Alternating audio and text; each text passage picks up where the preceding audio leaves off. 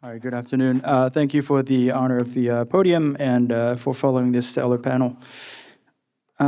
These are my disclosures that are not relevant to this talk. So two separate issues. One is getting into the tumor, the other not finding the tumor. As you can imagine, there's not a lot of content pertaining to the first. Not everybody's going to be publishing their experience with getting into tumors, so there's very little out there. Now, for those of you who treat cancer patients, I'm sure you've come across a scenario where patients tell you, hey, if you take me to surgery, is that going to spread the cancer? And this is actually something that's prevalent enough for the American Cancer Society to feature that very particular question on their website. And so it does happen that after surgery, you may encounter disease spread, peritonitis, or more liver metastases, let's say. This is usually the result of understaging, so your imaging is poor quality, and so then you go in, you do surgery, and then afterwards tumors that were there show up because then they enlarge. Poor understanding or appreciation of tumor biology, where you go in directly to do an operation on a patient with an aggressive cancer, and of course they do recur. And then the last one is a technical error, which is a lot of the times getting into the tumor, which is something that we should definitely avoid doing. So we know cancer spread can happen during surgery. That's why we emphasize no-touch techniques. That's why we emphasize negative margins. There is good data to support that the surgical environment is a pro-cancer environment because it is immunosuppressive. It has a lot of mechanisms by which it does lead to increased risk for tumor dissemination and tumor spread. So we don't need to help the cancer by getting into the tumor. This is the only paper I was able to find that even spoke to this concept of getting into the tumor or an R2 resection, which is, again, leaving gross cancer behind. This is a series where they looked at intrahepatic cholangiocarcinoma, and what you'll see is that that yellow line is an R2 resection. So when you get into tumor, you might as well not go to surgery because the outcome is the same, and some would argue potentially worse than not taking patients to surgery.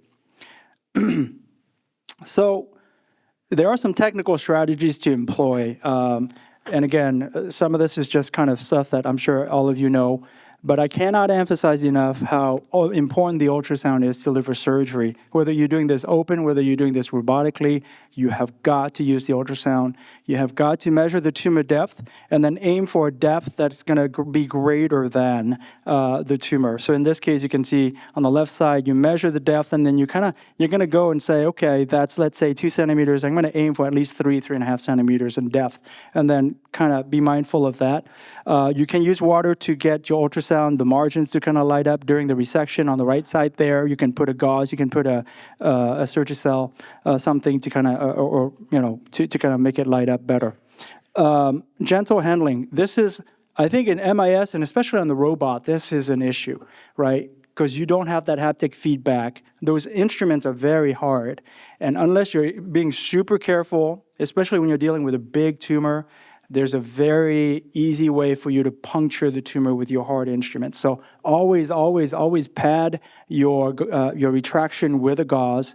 And then honestly, for some really large tumors where you know you're going to have to pull a lot on it, that's when I would even do it open. Vigilance. Again, if you know you're near the tumor, that's when you need to double your vigilance, double your attention to detail. Rely on visual cues. What I mean by this is, if you know that there's a tumor and on the ultrasound, on the preoperative imaging, there's a segmental vein running deep to it, use that as your depth, right? So go below that vein, then you'll know that you're going to have a safe margin and you will not be near the tumor.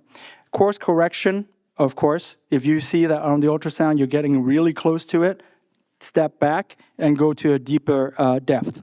And then containment. If you happen to get into the tumor, do not keep, dissecting around there. You have got to isolate the puncture, the rupture, evacuate what is there. You don't want this to kind of go everywhere, and then try to the best of your ability to keep the tumor intact. In this case, what that means is wrap it in a gauze, wrap it in a lap pad, do something so that it is somewhat isolated from the surrounding tissue. We're going to shift gears now and go into not finding the tumor, which has a lot more data to support this. So there are some risk factors to not being able to find a tumor on ultrasound in the operating room. Number one, fatty livers. We all know this. We all deal with this. Patients with fatty liver on ultrasound, the imaging of the background liver ends up being very, very much so similar to, the same echogenicity as tumors. And so you're going to risk not being able to find the tumor. Other things that can lead to that, similarly, would be like chemotherapy-induced liver injury. Oxaliplatins can cause sinusoidal dilation. Irinotecan can cause steatohepatitis. In both scenarios, what that means and translates into is that your ultrasound quality is going to be decreased because that liver background is going to be more fatty. So if you're going to have a patient who has been exposed to extensive chemotherapy, that is somebody you got to think about as being at high risk for having a tumor that you may not be able to find on ultrasound. Other things that have been demonstrated to be associated with difficulty finding tumors, small tumors, of course. When you have more than 3 tumors, by this we mean really multiple bilobar liver mets, let's say, it's very easy to lose track of some. And then the more chemotherapy you get, again, the more likely you are to have this problem. So the question, though, oftentimes is if you have a tumor that you saw on CT scan and then it goes away or you cannot find it on the ultrasound, are you safe? Does it mean that that tumor is truly gone? So to answer this question, you'd have to see that there's path complete response if you were to resect that area. And you can see from that study in JCO, that only happened 4% of the time.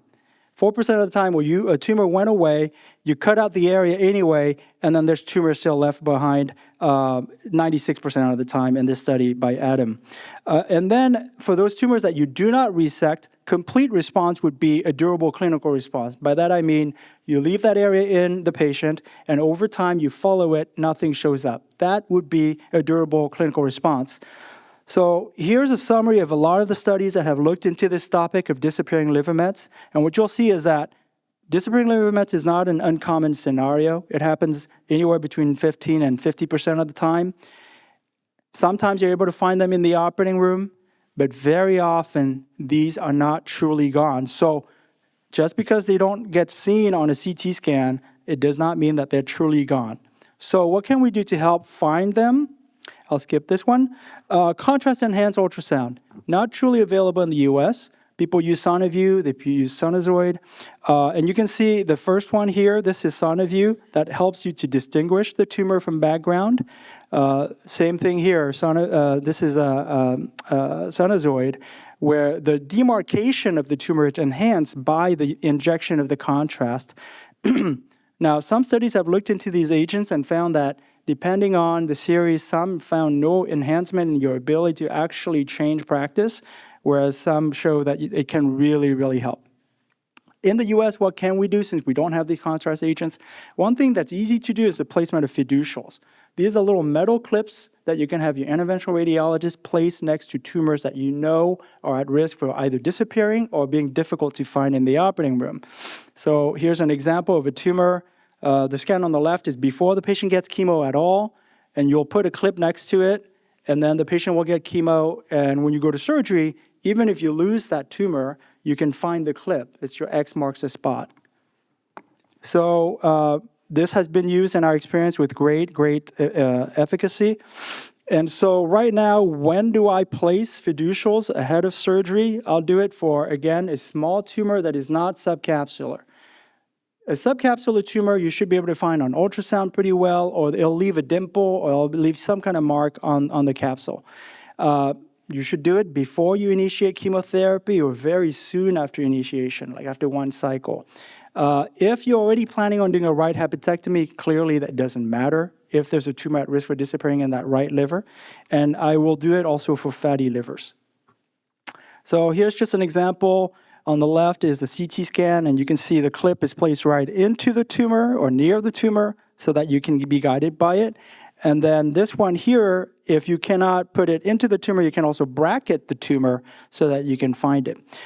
Some people use landmarks to find tumors, but I will tell you that I've seen plenty of landmark utilization go the wrong way, where you're like taking out a totally different area. So let's say you're in the operating room, you cannot find a tumor, or a partner calls you in to try and help find a tumor they cannot locate. The first thing that you do after you review the scan is you do a fast ultrasound. What I mean by that is don't linger. If we linger on the liver on ultrasound, everything is going to start looking like a tumor, right? Raise your hand if that's true. Okay, exactly. So what you do, the first thing you do is you just go real fast over the general area where you know the tumor to be based on the scan, and most of the time it's going to stand out. And once it stands out, then you do a focused exam and that furious exam to really mark out that tumor. Switch to a higher frequency probe. So even when I do an open hepatectomy, I will have my team have the robotic drop-in available. Why? So on the left-hand side is a finger probe doing an open hepatectomy. You can see there's a tumor. You can see it well enough. But then if you switch to a high-frequency probe, the resolution is significantly enhanced. Now, the downside, of course, of a high-resolution, high-frequency probe is that it doesn't penetrate as deep. But you can see on this side here, there's a tumor on the surface. The finger probe on the left, you barely can see that tumor, and then you can see the drop-in probe, much sharper demarcation of the tumor. So if you are struggling to find a somewhat superficial tumor, that's a trick to use. Use a higher frequency probe. Call a friend. Sometimes you're in there, you're focused enough, you've been doing it, you've been looking at it yourself all this whole time, you can't find it. Have somebody else, a new fresh of eyes, come in and do it, and then they'll help you find it half the time, I would say. And then if you still cannot find the tumors, do everything you can to clear tumors that are not amenable to other interventions like ablation. So these are tumors near a portal pedicle, near a biliary pedicle, right? And then those that are near the surface, for which you cannot ablate, like next to your diaphragm, next to the stomach, next to the colon, and then rely on your IR colleagues to do a completion ablation. There's actually data to support that an IR performed completion ablation, because they have software to determine their margins, can be more effective at complete ablation of a tumor than surgical ablation in the operating room. So in summary, getting into the tumor, try not to do it. I say this tongue-in-cheek because it's sometimes not, it just happens, but use your ultrasound a lot. And then not finding the tumor, you can strategize. You should know ahead of time when you're going to run into that problem. Set yourself up for success. Use the ultrasound and ask for help. But fundamentally, liver surgery is ultrasound-guided surgery. That has to be the message. Thanks a lot.